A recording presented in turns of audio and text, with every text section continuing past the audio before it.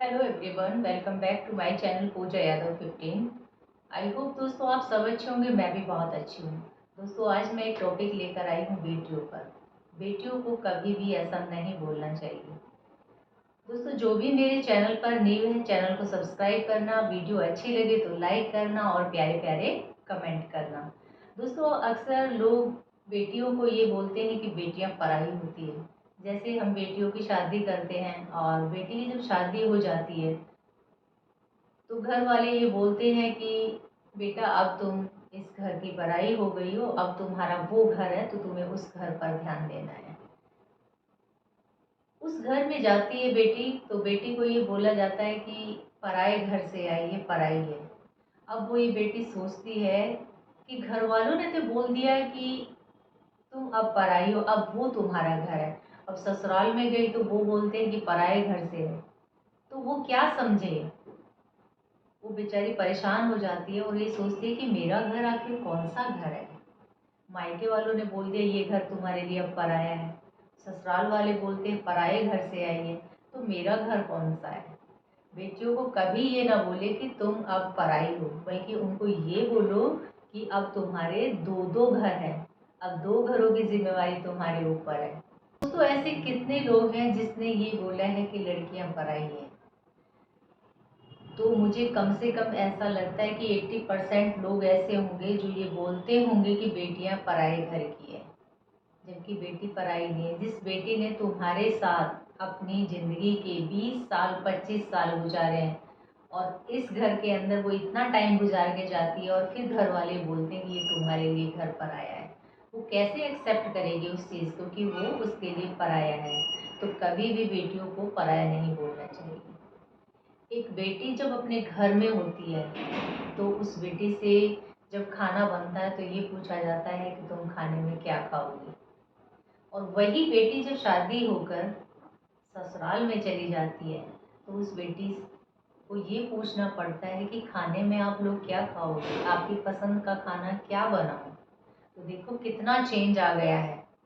कितना घर में थी तो सब पूछते थे कि खाने में क्या खाओगी, अब उसी बेटी को ससुराल में जाकर सबसे पूछना पड़ता है, उनकी पसंद पूछनी पड़ती है कि खाने में क्या बनाऊं। मैं उन सास को ये बोलना चाहूँगी कि जब आपकी बेटियां गलती करती हैं तो अपनी बेटियों को आप गलती के लिए माफ़ कर देते हैं, तो बहू भी किसी की बेटी है, वो पराए घर से आई है, नए घर में एडजस्ट करना थोड़ा मुश्किल होता है।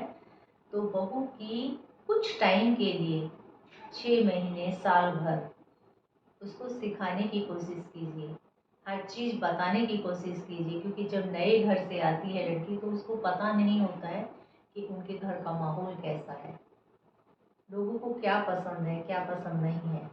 तो अपनी बहू को वो चीज़ सिखाने की कोशिश करें, ना कि उसकी गलतियों को सबके सामने लेकर आए। आप कुछ टाइम तक ये करके देखिए, फिर देखिए सब कुछ वही बहू अपने आप सीख जाएगी और आपको किसी चीज़ की टेंशन नहीं होगी। जब आप ऐसा करेंगी, उनको सिखाने की कोशिश करेंगी, तो वो बहू भी आपके लिए बहुत कुछ सीखेगी और बहुत कुछ आपके बारे में सोचेगी कि मेरी सास कितनी अच्छी है, मेरी गलतियों पर पर्दा डाल रही है, मुझे सिखाने की कोशिश कर रही है। कभी भी उस बहू को उसके मायके को लेकर ताने ना दे कि तुम्हारी माँ ने क्या सिखाया है क्या पढ़ाया है, क्योंकि बेटियां जब घर में होती है तो उन पे उतनी जिम्मेवारियां नहीं होती है, वो मौज मस्ती में रहती है, उन्हें नहीं पता होता है कि आगे चलकर तुम्हें कुछ ससुराल में संभालना है। अक्सर लड़कियां ससुराल में जाकर ही सारा काम सीखती हैं। मैं ये नहीं कहती हूँ कि सभी लड़कियां सीखती है, बहुत सारी लड़कियां ऐसी होती है जब ससुराल में जाती है जिम्मेदारियां उन पर पड़ती तब वो सीखती है।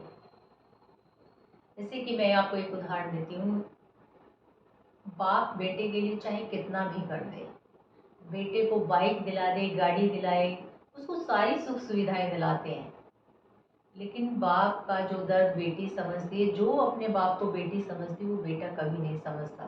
बाप जब घर पे आता है, बेटा या तो दोस्तों के साथ बाहर होता है या कहीं मूवी देखने जाता है या फिर टीवी देख रहा होता है घर के अंदर, उसको कोई मतलब नहीं है कि पापा आए हैं तो उनसे मैं खाने की पानी की पूछती हूँ।